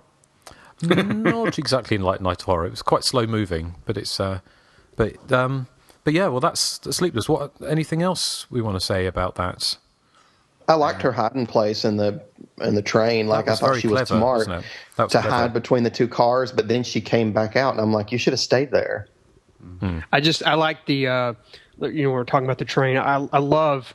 I think Argento's one of the only directors who can kind of get away with the shaking camera, the way he follows her through the corridors. I think he's the only director who can really get away with that and still make it, not nauseating, but make it look, so artistic and beautiful. And it made me think of the Terror Train remake that had Thora Birch, which was terrible. Or I guess it's kind of a loose remake. Watching that last night, I was like, you know what? If they're going to remake Terror Train, they should get Argento to just basically go all out and just just make a remake of it. If they're going to do it, it should be Argento, because that watching that scene, that was how I would envision a remake of Terror Train, just the way he captures that kind of ice, that enclosed space and all the little nooks and crannies of the train with a girl running through it. I just think it's so great. And I think if you're going to get someone to remake a movie, why not hire these people who actually have a lot of talent? Well, no, absolutely. It did. I definitely could see the whole terror train thing going on in there as well. I agree with what Joseph was saying earlier, and the fact that you almost want the whole movie to take place on the train, just because those opening scenes are just so good. You don't want to lose that momentum. And I love, like I said, I love how the train stops at the station and it's just pouring down rain, and you can just imagine someone, this whole movie taking place, and you can just hear the rain just hitting the metal roof on the train, and it's just the whole atmosphere of that would be just be such a great movie. And I could see him hacking his way through the train trying to find the blue folder. Yeah. Have we talked about the carpet shot? I mentioned it. I mentioned Eric what? mentioned it. Which one? The one at the start or the one in towards the end? I'm not talking about the transsexual. Why do you guys think she's a transsexual? Well, because she looks like Noel Fielding. Is it because she's wearing heavy makeup or something? Like drag queens wear heavy makeup? I think it's just the shape of her face, I think, really. She's got strong jawline. And hairy knuckles. No. But she's got quite manly hands as well. I'm sure that's why Argento chose her. Because she had that kind of equine look. Anyway, what were your thoughts anyway on... Okay, so it's okay for you to make horse jokes, but it's not okay for me. It wasn't a horse joke, it was an observation. Equine is a horse joke. Well, no, yeah, but it wasn't a joke. It was an observation. She did have a kind of a kind of strong kind of, equine face. Well, mine are observations too. Well, mine aren't they, Joseph? Anyway, Justin, what were your thoughts on the carpet shot? Well, the tracking shot of the carpet with all the feet walking, which I think is kind of classic Argento. I mean, that was great, and that ending on the twitching severed head of the ballerina, which was pure Argento, and that's the kind of stuff that he's obviously having really good fun with. And again, if you could fill the whole film with shots like that, then well, here's the question then: why is Sleepless so entertaining and well, I think really good in the midst of Phantom of the Opera, Card Player, Mother of Tears? What I think it's was it just fluke, or I think it's more. Yeah, I think it's more along the lines of basically, I wouldn't say fluke, but it's more like maybe at that point he just put more effort, and then later he just kind of did not put as much effort.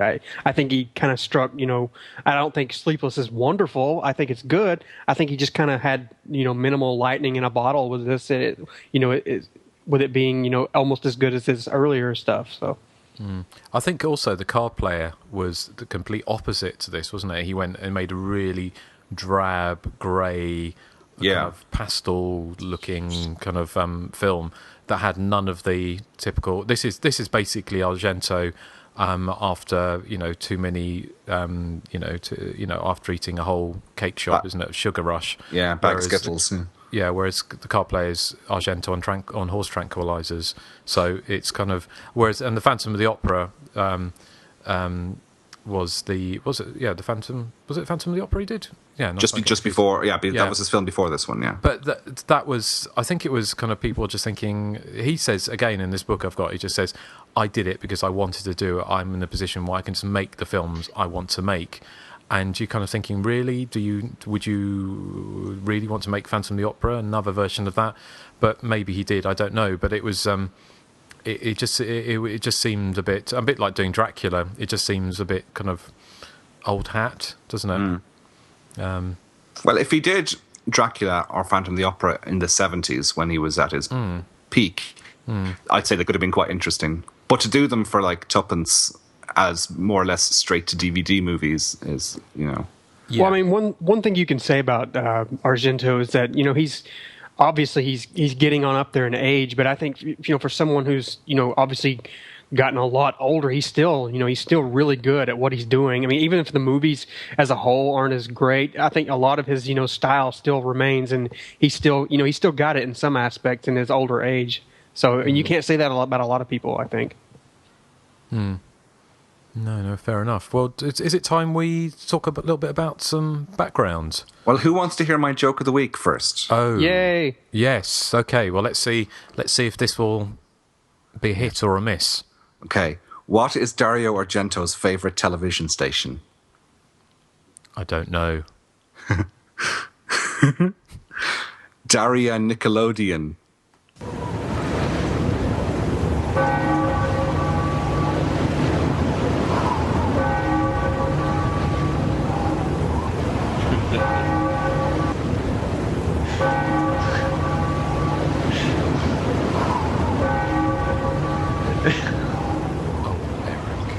They're too sophisticated. I don't think you got the joke.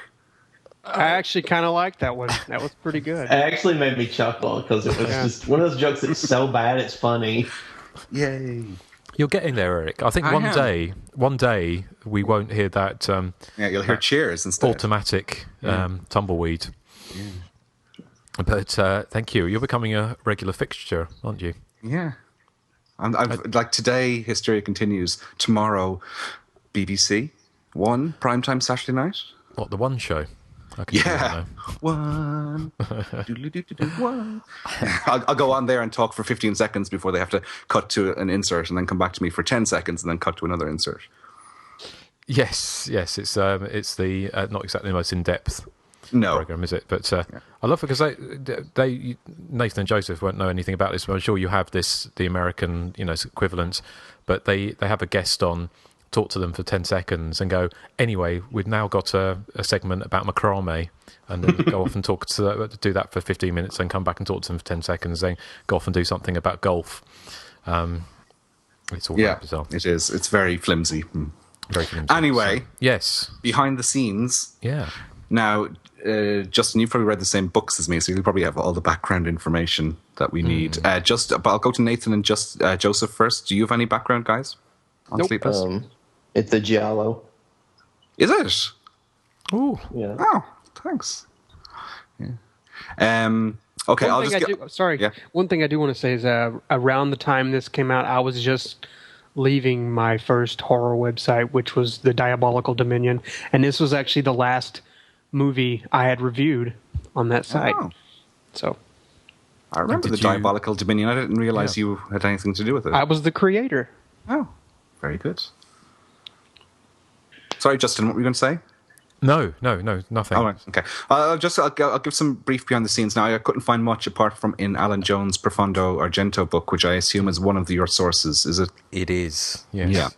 Okay. Well, the movie was filmed in Turin, which is also where Deep Red and Four Flies and Grey Velvet were made, and it was filmed from May to July of 2000 on a budget of about $4 million. The director of photography is Ronnie Taylor, who won an Oscar for Gandhi and then ended up working with Argento on Phantom of the Opera and on opera as well, actually. The poem within the film was written by Asia Argento. Goblin were not Argento's first choice for music. That was he originally wanted Serbian composer Goran Bregović, which I don't understand why. I think Goblin would be anyone's first choice. The film premiered in Turin on January the 4th, 2001, and it was Argento's biggest domestic hit in over a decade. He wrote the character of Moretti. He had two actors in mind. One was Max von Sydow, who he got, and the other one was, and I can't imagine him in the role, Richard Attenborough. Richard Attenborough in a Dario Argento giallo? Yeah, that would be interesting. Yeah. Well, you had Donald Pleasance, didn't you, in Phenomena? But then Donald Pleasance wasn't particularly choosy in his later years, was he? Certainly was. Putting it kindly. Fatal Frames. Yeah. I have to go. Yeah. An old case is reopened. Yeah. Max von Sydow wasn't happy with having to recite so many forced soliloquies, so it was his idea to have the pet parrot, or what's the correct term for the bird again, did you say, Joseph? Well, it was it looked like a conure, but it might have been a parrot. It looked just like a green cheek conure. Okay, well, all birds that look like that are parrots to me. So, Well, conure is a parrot. It's like a form of a parrot, but anyway. Okay, and the follow-up to Non-Ho Son-Ho, or Sleepless, it was meant to be a film called Dark Glasses, which was going to be a giallo about a high-class prostitute who adopts an orphaned Chinese boy before being blinded in an accident. However, the financier behind the film got into trouble with the law, and the script went into a legal limbo. And I think at the time of writing the Profondo Argento book, Alan Jones says that he was still trying to get the rights to the script back because he was hoping to make it, but as of yet, that was what. Sleepless is 13 years old now, so the film's been that script has been in limbo for at least 12 years. So I don't know if we'll ever see it. It doesn't sound terribly exciting. A high-class prostitute adopting an orphan Chinese boy, but it sounds. Well, it does sound bizarre, I have to say, but I don't know if it would translate into a particularly thrilling giallo. Now I'll hand it over to you, Justin, because you have the Maitland McDonagh book as well, do you? No, I don't actually. Oh, sorry. No. So, but the only couple of things to add to that, it was co-written by Carlo Lucarelli, if I'm saying that correctly, who was a best-selling giallo author. It was financed after Phantom of the Opera was a surprise hit at the box office, or made a kind of tidy profit. Phantom of the Opera was a hit. It was a hit in Italy. Yeah. Apparently, it made enough money for them to actually finance this film. The Chiari Caselli, who plays the girlfriend, she was in My Own Private Idaho. The scene when River Phoenix comes to Rome, if you remember that. Never seen it. You never seen it? No. It's a good film. It's worth seeing. Argento said that he liked filming in Turin. He said because Turin, it was the home of black magic in Italy. And he said more Satanists live in Turin than anywhere else in the country. He also said that a lot of it came from him not being able to sleep when he was straps. I know. I can hear meowing like the actress in oh my god, Sleepless. Yeah, someone's going to cut off your big red fingernails. Yeah, my big red ones. Yeah. Yes. But he said that he used to read Edgar Allan Poe and other fairy tales and scary stories under the cover, and he got so scared that he wouldn't leave his room to go to the toilet, and he used to leave the light on, which his mother would tell him off about. And he said in the book that's why he hated his mother, which is a bit of a strong thing. But you always hear about, well, not always, but if you know a little bit about Argento, about his father, who was a film producer, I think, and he kind of bankrolled, I think, some of Argento's earlier movies, or kind of that's after being a critic, that's how he got into directing, but never about his mother.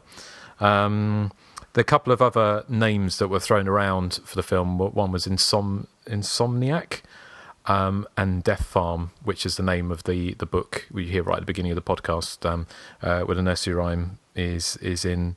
And that's pretty much all I've got, really. I got the same Italian DVD you got. Yeah.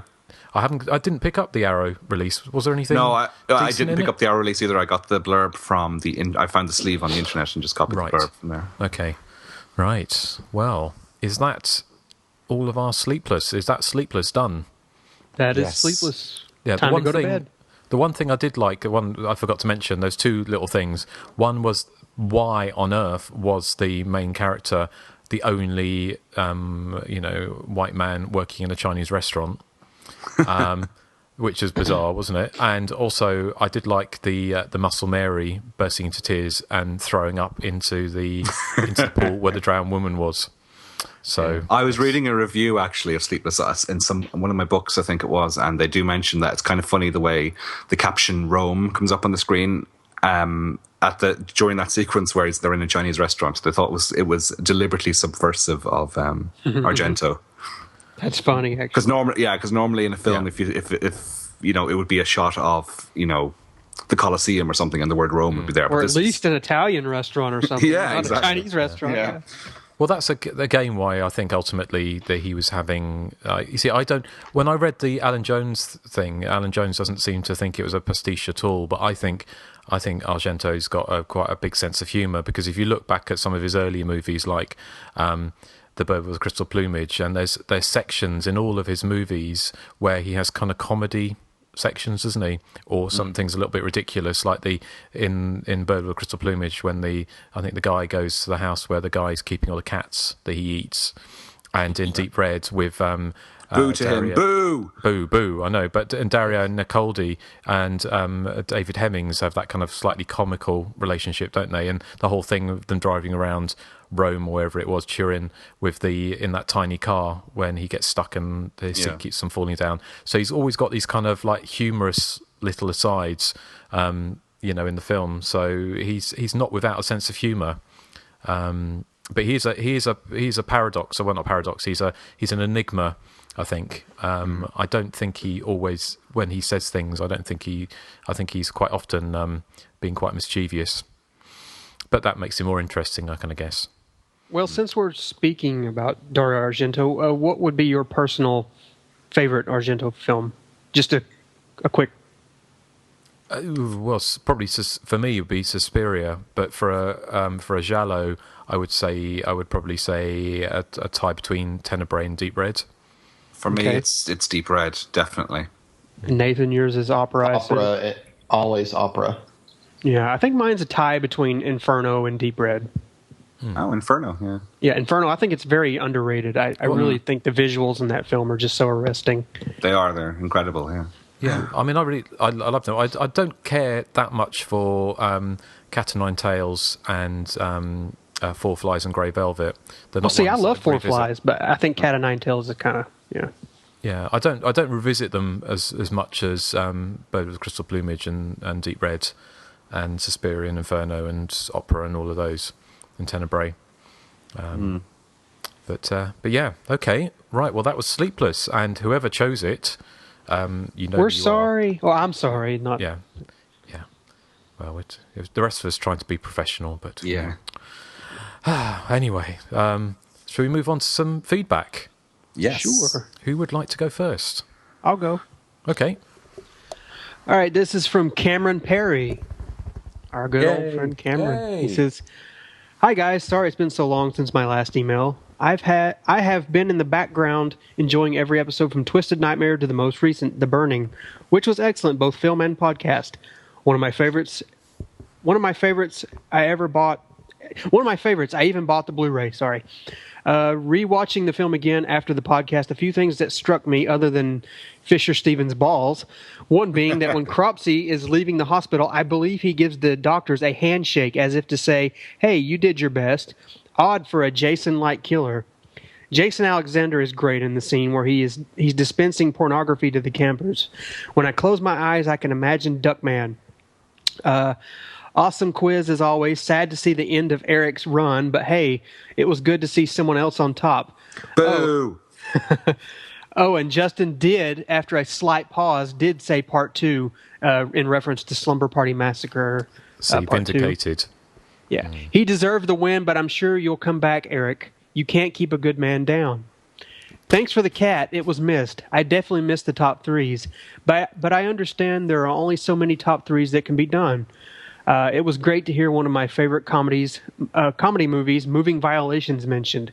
How John Murray didn't become a megastar is beyond me. Brian Backer and Ned Eisenberg, James Keach, not to mention Jennifer Tilly. What a cast. Anyway, part of the reason for my lack of correspondence is that I have started my own podcast. Most podcasters tell you the few are the hardest, generally, like anything in life, and this has turned out to be the case, but I will endeavor to record more episodes soon. I think really a start. I should buy a better mic, hoping it will sound better in the future, but you got to start somewhere. Instead of trying to explain what the podcast is about, I'll just paste from the website, and this is a little shameless self-promotion for him, but I'll read it anyway. There was a time when movie-going was an enjoyable event or an experience, not something to do for a few hours. A time where going to the movies meant sharing a collective experience complete with intervals in cinemas that looked like they hadn't been cleaned in decades. It was before the multiplex. Join nostalgic Generation Xer Cameron Perry fortnightly as he runs through the box office top 10 from years past. Subscribe directly for a weekly trip down movie memory lane at beforethemultiplex.podomatic.com. Once again, that's beforethemultiplex.podomatic.com. Thanks for allowing me this self-indulgent plug. Early going, this show is still very much trying to find its own identity, but this will develop through time. Very much looking forward to the Sleepless episode, Argento's last great film, and as always, await with bated breath each Monday morning fortnightly. Your faithful fan, Cameron Perry. Hey, always good to hear from you, Cameron, and we'll have to check out your podcast. Yes. So good to hear you've got one up. So, oh yes, the old ones are always the best. So, thank you, Cameron. Who would like to go next? Okay, I'll go with one here. This was on our Facebook email account. It's from Andrew Rooney. And he says, "Hey guys, have been through most of your back catalogue now. So glad I found the episode from where the Inga reference originated. Some burning questions remain. The cat flushing the toilet business. Where did that song come from? Cracking song, by the way. My wife and I are still arguing over the sexual orientation of the foursome matron. I know you can't come straight out and say it, so I will just go ahead and assume." Sorry, he has those all in inverted commas, which is why I'm saying them that way. To be honest, I'm looking forward to more episodes on the big flicks, not just the obscure, terrible stuff, which I do also love. Hope you guys receive my emails to the.hysteria.continues@gmail.com. Is that the right address? Take care. Yes, that is the right address. Sorry. Yeah, sorry, his email ends with "take care" and that's where it ends. Oh. Yeah. Well, so thank you, Andrew. The cat flushing the toilet is... I can't remember which episode it was, but we were the Incubus. The Incubus. Incubus. The Incubus episode. We were looking for a toilet sound effect to go with anytime somebody said the word number 2, and that was one of the ones you came across, wasn't it, Justin? On the spur of the moment? It was the magic. It was kind of, it just happened. Serendipity. Like, yeah. And we all laughed so hard that we knew we had to keep it. Yeah. Yeah. Well, we shall, in honour of that momentous moment. I should mention that the cat flushing a toilet song was originally written by someone named Perry Grip. Yes. So copyright to Perry Grip. I wonder if he knows that we've paid homage to his song so many times. I wonder if he actually knows. Well, hopefully he doesn't, because he might want royalties. Yeah, we'll be all in court, yeah. Yeah. Well, I have the email that Andrew Rooney was referring to, so shall I read that out? Yeah. He says, "Hey guys, thanks for reading my email last week. I'm afraid we will need a new segment that can feature the brilliant cat flush in the toilet song. Maybe a selected snippet of weak acting or poor line delivery each week. That would be in line with the number 2 theme. Or maybe listeners' questions, just suggestions. Where did the song come from, by the way?" Oh, we've covered this, but was it a crappy novelty song in the vein of Star Trekking, Bob the Builder, or a Toya track? Or is it a children's song? Oh, Andrew, see what you've done there. You've made Erik Gay gasp. Yes. So happy to hear The Burning was this week's episode. For me, it's the perfect 80s slasher, brutal but fun, and the characters so likeable, unlike today's potty-mouthed douchebag protagonists. When those kids are getting hacked up on the raft, you feel it. Also, the cover art, the image of Cropsey holding the garden shears over the river of blood is brilliant. I think that hand-drawn art is what drew me into slashers as a kid.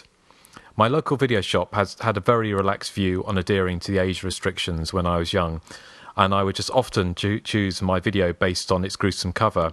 We also had Sunday Horrors on TV. I recorded anything that featured on the Sunday Horror time slot, and even recorded my own Friday 13th collection on VHS, complete with white sticky matron labels. And of course, I had to ensure I pulled off matron the little record tag so no one could record over them. They were obviously full of commercials and probably censored, but it was my guilty pleasures. Good times. Take care, gentlemen. Until next time, Andrew Rooney. And I will give you a little... Matron, no, please, hold your hand. So, Andrew, thank you again. So I think we've cleared up where the cat came from. So if you want to listen to the genesis of the cat and the toilet, go back to the Incubus episode. I think it's very interesting that I just thought by now everybody just knew, I guess, because he brought up the fact that he and his wife debate all the time, I guess, as to our individual orientation, so to speak. So I'm like, I guess we're very good at being vague about it. I didn't think we were, but... No, neither did I. I think the best way to sum it up would be to say that I'm the odd man out, and then you can just take it from there. Yeah. There you go. Weirdo. Yes, you're a female. You're a female. No, I like females. It can't get any more obvious than that. So, oh, you just ruined it. All the vagueness that the mystery is gone. The mystery is gone. Yeah, because I'm sure it was a mystery this whole time. Now all the teenage girls who love Hysteria Continues are going to leave. Yeah, I think after all the Bob Hoskins and Justin Timberlake references, and what's the other guy from Supernatural? Jensen Ackles. Yeah, Jensen Ackles. I think everyone got pretty much what they were expecting out of that. Speaking of which, I showed Wes the My Bloody Valentine remake, and he actually really liked it. And that's odd to get him to like a horror movie. Well, I guess I shouldn't say he really liked it. He tolerated. He thought it was better than he thought it was going to be. Right. Okay. Well, that's well, your that's next quest is just to show him Night of Horror. Yes. I'm totally going to do that. That would be something. Maybe you could do a romantic. You hire out a cinema and then do a whole romantic evening with that. The good thing, Nathan, is that. Sorry. The good thing, Nathan, is you're always talking about how Wes complains about some of the movies you watch. If you show him Night of Horror, then anything after that he should welcome with open arms. That is true. Yeah, he won't watch it though. I'm telling you, he'll be like, he'll probably give that thing 5 minutes, maybe not even that long. Well, that's where you can tell. That's where we are special in that kind of way, isn't it? Because we have a tolerance which normal people don't have for these kind of movies. Some of these kind of movies is that most people will start watching something for 5 minutes. They make a decision. I just heard you that time. Yeah, stuttered. Good. Did you hear the stutter? Because sometimes it stutters. I know. Well, we've been pretty lucky, actually, haven't we, with Skype at the moment? Yes. Every time you stutter, you need to play that sound clip with Nathan, because that's like a classic moment. Oh. What, this one? It's going to be a classic.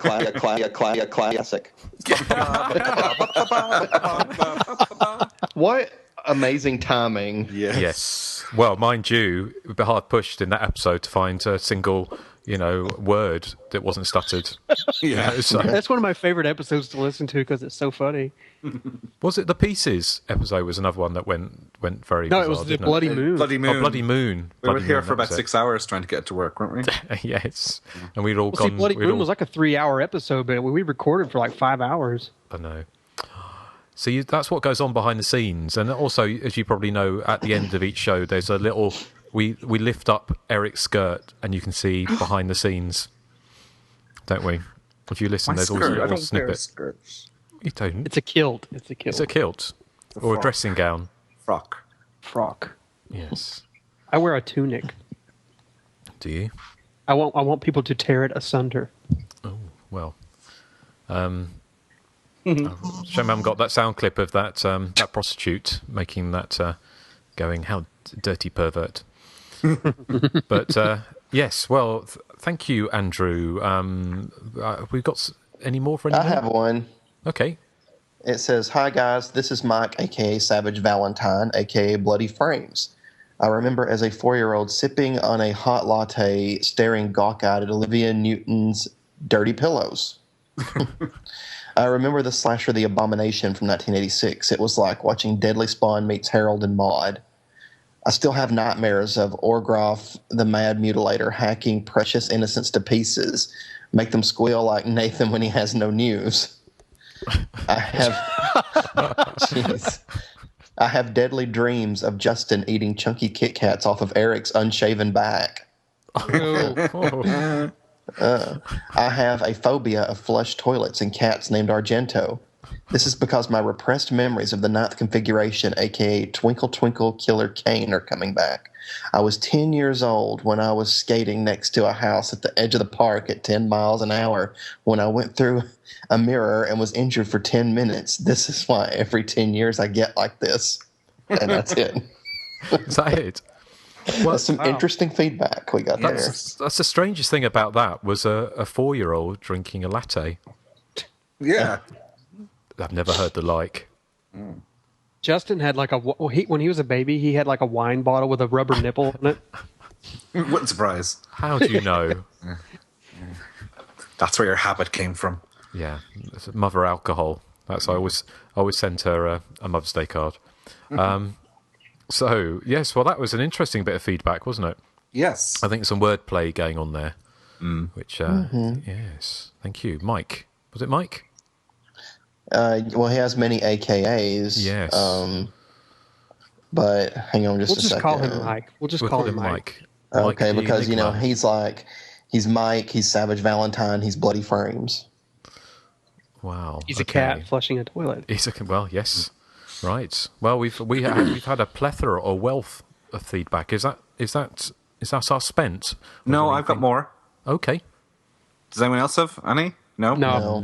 Okay, it's just this is from Andrew Rooney's wife, who we read out I read out badly a letter from her in the last podcast. Her name, I think, is Maite. Maite. Okay, so dear Justin, Joseph, Nathan, and Eric, it's Maite here, Andrew Rooney's wife.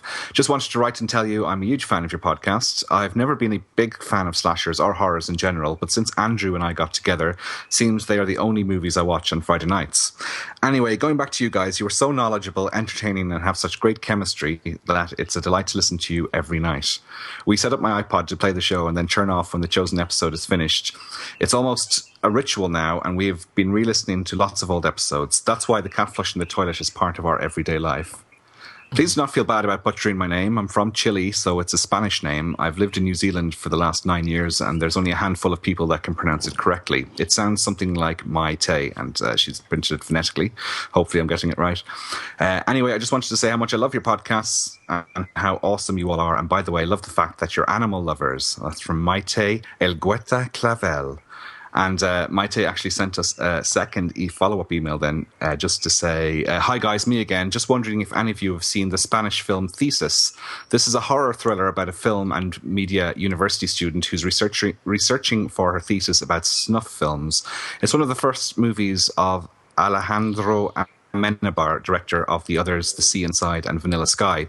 Also, would like to know if you've seen or liked other Spanish films like Guillermo del Toro's The Devil's Backbone and Nacho Vigalondo's Time Crimes. Hasta la vista, babies. Maite, a.k.a. Rooney's wife. Well, Joseph loves Time Crimes. I know. I was just about to say. Three things. Three things. I do love Time Crimes. That's one. Two. Alejandro Amenabar directed. What's it called? Open Your Eyes, Not Vanilla Sky. Cameron Crowe did the Vanilla Sky. And three, every time I hear her name, I think of he made him say Mate from Bloodsport. Sorry. That's all. I haven't seen Bloodsport. Yes, Time Crimes is excellent. Devil's Backbone is excellent. I haven't seen Thesis. Has anyone seen Thesis? No. Have you seen it, Justin? I have, yes. A long time ago. Yeah, it's good. It's a good little film. I can't remember very much about it at all, but I have seen it. But I do like a lot of. I mean, Spain has had a major renaissance, hasn't it, in the last 10 years with the Rec films and Sleep Tight and all of the all the ghost story films, Devil's Backbone, all those kind of movies. They've got a lot of good films. They've got Cemetery of Terror, Don't Panic. Yeah, I love those movies. Yeah. They're Mexican. Yeah, it was still Spanish language. Yeah, well, Spanish language. Yes. Yeah. And, of course, going back to the 70s, you've got all those wonderful Euro horror ones from Paul Naschy and the like. Yes. Which I love. Yeah, no, I do as well. Especially like films like A Dragonfly for Each Corpse, which is like Paul Naschy's Giallo. That's a good one. Giallo, yeah. That's really good. There's one that called, I can't remember, there's one I've just seen on a certain website that rhymes with Binamageddon, called something like... it's not Bloody Murder, although we might be talking about that in a minute, but it's something like that. But it's a Spanish Giallo murder mystery, Marisi Mel and Fernando Rey, is it? Which I'm going to see if I can acquire at some point, which looks quite entertaining. What's it called, did you say? I can't remember. What's it called? It was... Who is it? Marisa Mel, is it? Marisa Mel, yeah. From 1973 or 74. It's, if you... Well, actually, I can look that up, actually, while we're talking. You can look it up. Yes, 1973. Violent Bloodbath? That's the one. That's the one. Yeah, subtly titled Violent Bloodbath. But, that's supposed to be... It's directed by Jorge Grau, who also... Didn't he do Living Dead at the Manchester Morgue? He did, yes. I think. Yeah. Yeah. Yeah, so I'm going to see if I can watch that Eric, one. did you just say Jorge? Jorge. I thought it was Jorge. I thought the G was like... I don't know. You're calling him a whore and he's gay. Yeah. What's wrong with you? No, I talked to Justin. You're talking to me? Jorge. Oh, Eric. Right. Well... So childish. So childish. But... see, because we haven't been together for a month, have we? So it all kind of comes out. Yeah. But we may come down to earth with a bump next time, perhaps. Are we out? Are we out of feedback? Yes, that's all the feedback. Okay. Thank you, Maite. Well, thank you for everyone who's written in, and please do keep writing in, and this is how you can contact the show. Be sure to search for and like us on Facebook. Follow us on Twitter at THC_podcast. Our voicemail is 858-233-9281, and you can email us directly at the.hysteria.continues@gmail.com. Yes, so do get in touch. But next time, we are going to be back in 2 weeks' time with another listener pick. And as you can imagine, we've been sent some very good suggestions, some not so good suggestions, and the next one, Joseph, is this your pick of the ones we've been sent? Yes. I would normally never, ever in a million years pick this movie, but it was a listener pick, and it's Bloody Murder. It was picked by David C. Millay, a.k.a. BTK, and I figured, I guess it's about time we suffered a little bit. So it can't be any worse than Night of Horror. Well, no, it's not, but No. Prepare yourselves. Okay, brace for an episode. It could be quite a fun, I think it'll be a fun one to discuss, won't it? Is it Trevor Morehouse in that one? Trevor Morehouse, yes. Yes, okay. A name that will strike terror into anybody. Obviously, Trevor, the first psycho called Trevor, I imagine. But yes. So join us next time as we take a trip to camp, whatever it was, for Bloody Murder. Yes. Is there anything else left to say? I'm scared. You're scared. Don't worry. We'll hold you tight, Erik. Mm-hmm. I've been up since 6:30 this morning, so I am sleepless. Okay, well, thank you for that. And Nathan? I want an English horn in my mouth. Okay, thank you for that. Nathan, can you top that? No. Okay, thank you. Right, so, without further ado, I think we are going to be playing out in a moment with... you haven't got any more jokes, have you, Erik? No, okay. I can't produce jokes of that quality on a regular basis. Okay, well, you're going to have to come up... Be well crafted. Okay, are you going to? So you've got 2 weeks now to think of a Bloody Murder related joke, haven't you? Joke, yes. You could just, recite the whole movie. That'd be a joke. Well, let's not get ahead of ourselves. Let's leave with some dignity. And this is the music this is the theme to Sleepless, isn't it? From Goblin. Yeah. And yes, well, we'll see you next time. So thanks for joining us, and see you next time. Some Bloody Murder. Yes.